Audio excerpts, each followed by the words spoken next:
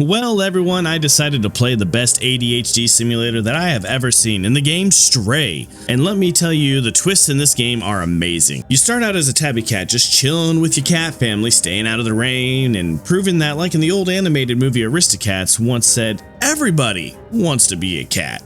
However, it's not long before jealousy sits in inside of our pride as this cat realizes that you're the cutest, and so a plan is hatched, and soon we are Mufasa'd.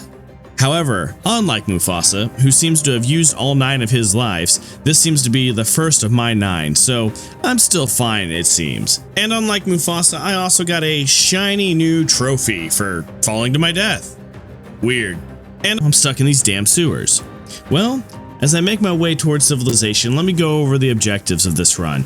It's a platinum trophy run, which as such means stuff like collecting certain items, completing certain tasks, and yes, do cat-like things. You know, knock paint cans down and the such. There are 25 trophies in this game. One of them is a speedrun. Why? So how I've done these videos in the past is what I would do is go through and beat the game first, then do some cleanup stuff, and then if I missed a trophy again, double the cleanup. However, this time, because one of them is that speed run I was talking about earlier, I'm just going to put all of the trophies where they would be in the run, and then we'll do the speed run at the end. And well, now we have finally reached the first enemy section of the game. So, let's go. So with this enemy spot, remember how earlier I told you guys that I would not be doing the re-show? This will be the only time I point out this is where I've done it. So there are 2 trophies in the game. One of them is to die 9 times, you know, the basic cat pun. And the other one is to make it through this section without getting caught by these little piss ants. Well, the first time I ran through the game, I got caught. And I'd only died once through the entire first playthrough. So I decided when I came back and redid this part that I would get both of those trophies just here. So here's me dying 9 times and whew, made it through, not getting touched once. No need to edit it. It's good, it's good. Trust me. First attempt, I lied earlier. It only took 1 try. I quickly leave all of that behind, but am intrigued by the TVs telling me exactly what to do and where to go. So like a cat, curiosity could kill me, but I decide to follow. And after a few minutes on some rooftops, I end up in this swank-ass apartment here. And just like cats used to do in the early 2000s when all their owners were playing World of Warcraft all the time, I decide to fuck around on this keyboard until a door opens up. After a quick puzzle and a few catastrophically bad cat puns, I managed to open a door and meet the cutest robot since BD1. Some might argue this one's more useful. And of course, this leads to me getting another trophy. Woo! Trophy. Well, again, after the trophy pops, I get a nice little accessory from my robot buddy, and he teaches me how to hack into doors and gives me a flashlight. Now I'm a true cat burglar. I quickly kick through my bucket list, and we get one of the items that's necessary for the collecting trophies in this game, where I get a lovely postcard, aka a memory. After a slight disagreement with the local population where they go complete DEFCON red on my ass, they talk their way out of it. I translate some stuff from a robot that I couldn't understand at first, which pops another trophy and allows me to hang out in the slums. So what all can I do in these here slums? Well, there are several trophies that are attached to just this location, like dunking this basketball, which is technically just knocking it down an incline into a trash can, but I dunked it, okay? I'm the Michael Jordan of cats. And if you think otherwise, then you should stop it. Get some help. Another trophy that I have to work on here is, you know, every cat's favorite pastime, watching TV. I think gotta collect several different musical books and whatnot and bring it to this hippie guitar robot over here. And while all that's going on, I have to keep my eyes open for all of the memories in the slums. I believe there's a total of 8. And don't worry about me randomly scratching all the time. I'm a cat, and there's no reason whatsoever that I would actually be doing that unless it was a highly important and cat-like thing to do. Just like sticking my head into a paper sack. But as you see, right there on the screen, right there, yeah, zoom in, enhance, and it was important. I needed to do it for a trophy. So I did that just for you. Not because I have ADHD, and not because I'm a cat, thank you very much. Guys, I cannot understate how ADHD this game is. Like, there's a trophy for literally jumping 500 times. There's a trophy for meowing a set number of times. There's a trophy for sleeping in the game for an hour of real world time. Well, technically over an hour of real world time. And we did all of that while watching TV and other things while we were in the slums. In fact, while sleeping for an hour, we decided to channel our inner Asmongold and just watch other people's channels for a little bit and watch Asmongold at one point. Because I mean, if there's one channel that's not going to copyright me for watching their content, it would be a channel that watches other people's content and doesn't expect to be copyrighted, right? Hell, we even take the time in one of the streams for me and Dan, you know, the editor, to have a nice little discussion over being a nerd or a geek and what the difference is. And we discover that Dan is a dirty nerd. I also discovered that, like most cats with balls of yarn, if you put a basketball and a cat in a game and you can interact with the ball, then I tend to go a bit crazy with it for longer than I probably should have. This is probably also the reason it took me 2 attempts to get all of the trophies in this particular game. And around this point also, chat starts speculating that I might be a cat in the real world. Something I never quite figured out the entire time I was playing this game though was, why do the robots need energy drinks? In fact, you need to get, I think, a total of 5 of them to buy stuff from this store here. But it took me much later to find the final can, so I'll have to come back here later to finish that particular trophy.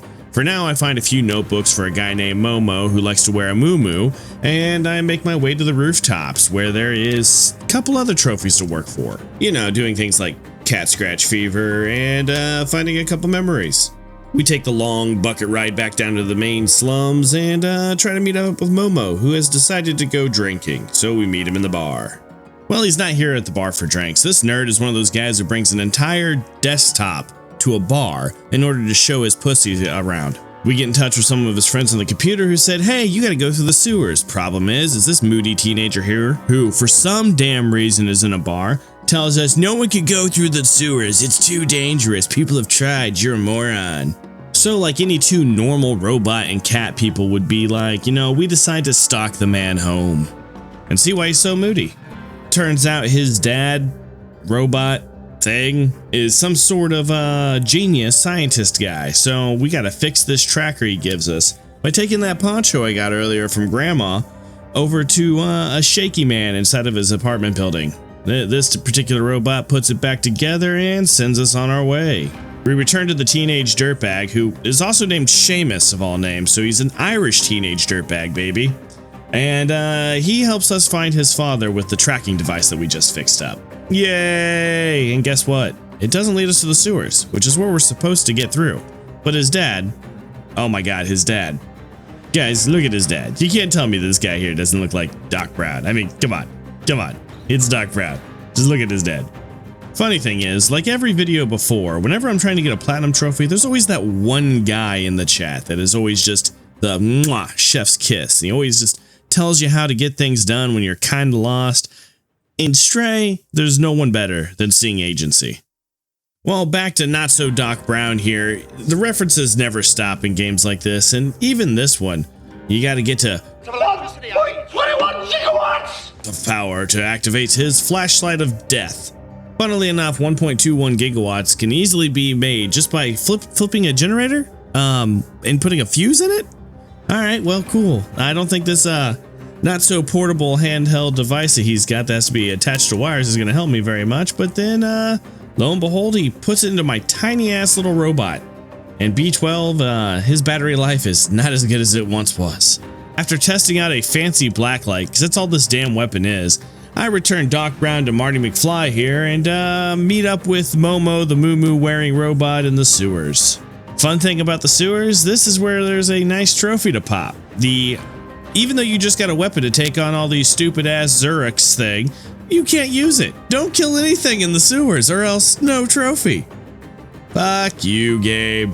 After I pull a lever and we get a little bit further into the sewers, Momo sacrifices himself bravely. But not permanently, I don't think. And he lets me get through further into the sewers so that I can get to the outside.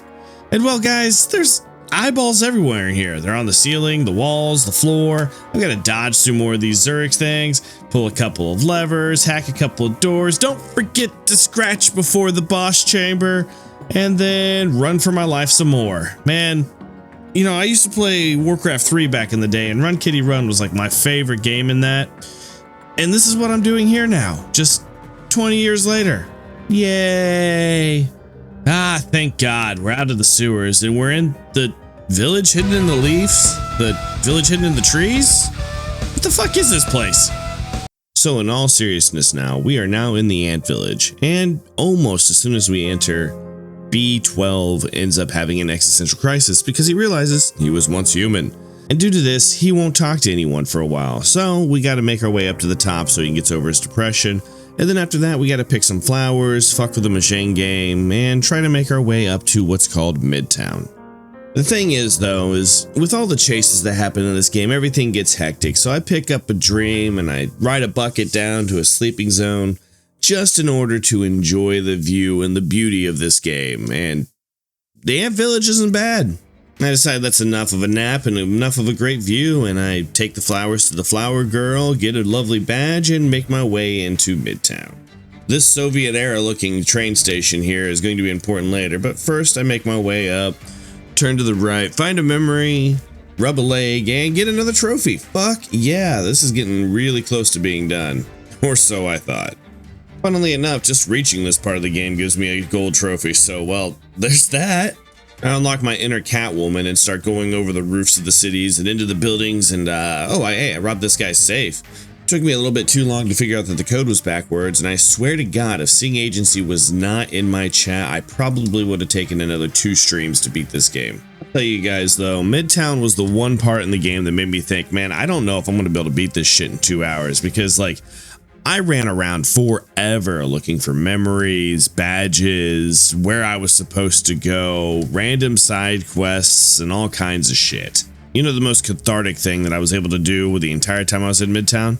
Trip this guy over and over and over again, and when he fell on his face, man, that cracked me up.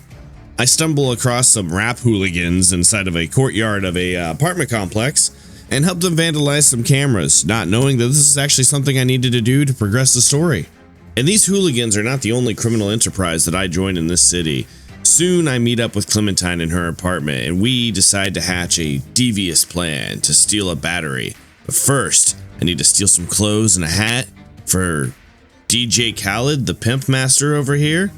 Sing finally gives me the directions that make me stop being stupid and get me to a new memory and a sleeping spot, and I decide to climb up some more appliances and shit, make my way into a jail cell, and I get the police badge as a cat, unlocking the brutality perk. So back to the main objective. I have to steal this road guard vest here and this hard hat, which forces you to wake up a sleeping drunk robot. I don't know how they get drunk, but then you wake him up and you become a cat in a box. Some would say Schrodinger's cat, just to make your way into the hat shop to steal the damn hard hat. These 2 items are given to Clementine's pimp over here at the corner, and then you get into a warehouse area that has robots and Azurix.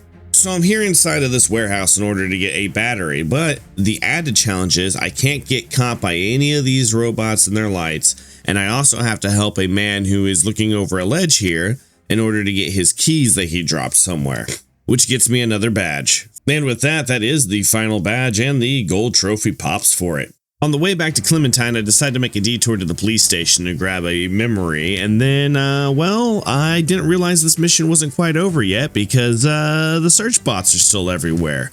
So I am forced to keep stealthing around in order to not get caught for one other trophy to pop. After expertly avoiding the sentinels, I make it to Clementine's apartment where she left a note for me. She told me to rummage through all of her personal belongings. I swear, that's what she said. She told me I need to rummage through her shit in order to find notes that will allow me to get to where she is.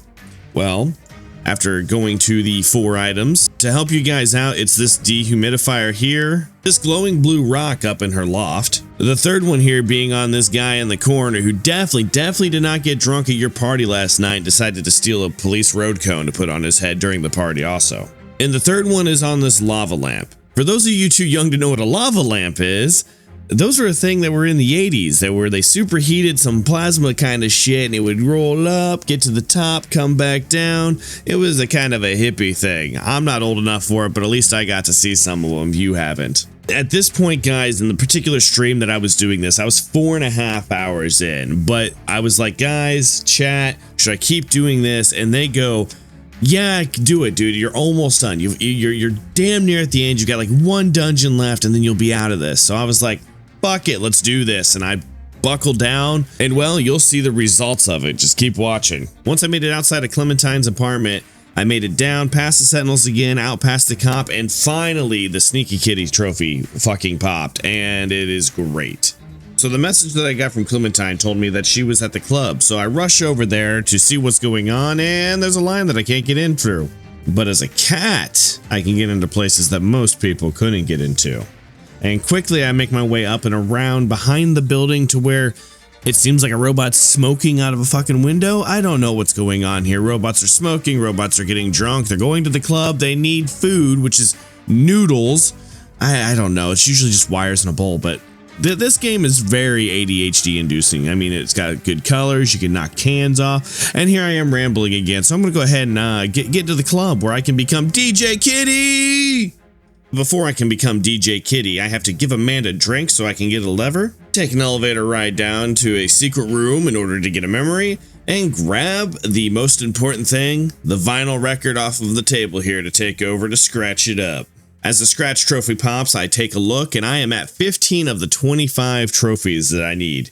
Now remember, I did tell you guys earlier that I was putting a lot of the other trophies in where they belong as I had reran through. So technically I've got more if you've been keeping count, but at this point in the original run through I was at 15. So these stupid little up and down platforms that I was pulling the lever to get to go up and down, actually you're supposed to hop on top of one to get up into the rafters in order to get over to where Clementine is.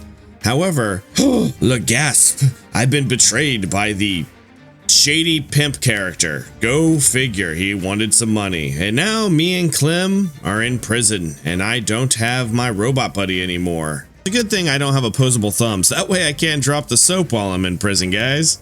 But this was also a trophy. So now I've had the Alcatraz trophy. So unlike in Shawshank, I'm not going to be digging out any holes and crawling through shit to get out of these prison systems. I just break a cage, run past some robots, find Clem, get my robot buddy back, and, well, that's the Mission Impossible portion of it with lasers and everything. And then just basically walk out the front door. But there is a really cool police chase scene that happens halfway through this. So, I mean, at least there was that. Like Momo earlier, Clementine now sacrifices herself to allow us to take the battery, get to the train. Told you it would be important earlier. And get to the central station, which will allow us to go home to the rest of our cat friends. Yeah, still those guys. You remember them from the beginning? Still trying to get there.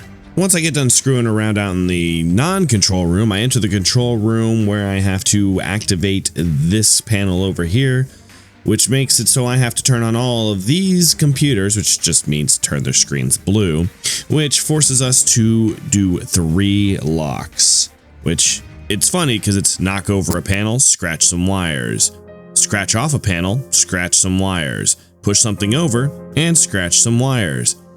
The thing is that this leads to the loss of your best friend in the entire game. B12 sacrifices himself so that you can get out. The dome opens up, you take one last nap with your robot friend as you slowly make your way out of the facility. You look back and you get the trophy for beating the game and you're outside. But that was only the first one. So I'm going to do a real quick rundown of what you need in order to actually platinum the game and do the 2-hour run. It's not as intense as you think, but there are only certain things that you actually have to do in each section. So we're going to go over that real quick. On top of that, this is going to be a test for the new editor. So first things first, just run straight through the beginning area, go through everything, find BD12. After you get to BD12, you go through, you get into the slums. All you got to do is follow Momo's quest line. You don't have to do any of the extra shit. You don't have to get the key, the notes, any of that shit. You don't have to watch the TV, nothing. Just follow Momo's quest line. Then you do the rooftops. When you get back from the rooftops, you immediately go over, help Seamus out. go find Doc Brown. Once Doc Brown is found, you run through the entire area, get back into the sewers, run through the sewers as quickly as possible. All right, now you're through the sewers. You go into the ant village. You run all the way up, talk to the one dude, just get the hell out of there. Don't worry about that anymore. After that, go get the cassette tape from the hooligans right away. It's one of the quickest things you can do in this particular section in Midtown. Quickly talk to Clementine, get her mission started so that way you can go help the freaking trader pimp man himself by getting the damn vest and the hat. You go back into the damn warehouse, go steal the damn battery as quickly as you can. Get out of the damn place, go over, go back to Clementine's house, run out, you know, boom, bada bing, you go to the club. After you're at the club, you get betrayed, you go back to prison, you do the prison break sequence all over again until the chase scene. You're in the damn control center now, and as you're in the control center, don't mess up, don't slow down. I only died a couple times trying to break out of prison. You know, I'll show those real quick. And then, you know, bam, escape. Get the final trophy for beating the game in 2 hours, and it platinums, and the game is done. Well, that was the entirety of the Stray trophy line, guys. I hope you had a wonderful time watching this video. I know I always have a wonderful time making these videos for you. Go ahead and like the video and subscribe if you're not already so you can see me platinum more games and play more Souls-likes. I do a stream every night between 6 p.m. and 8 p.m. Central Time. Sometimes I go a little bit later and sometimes I have to cancel them, but hopefully I'll see you guys there in the future. We'll see you in the next one. Remember, guys, be good to each other, and we'll see you then. Peace.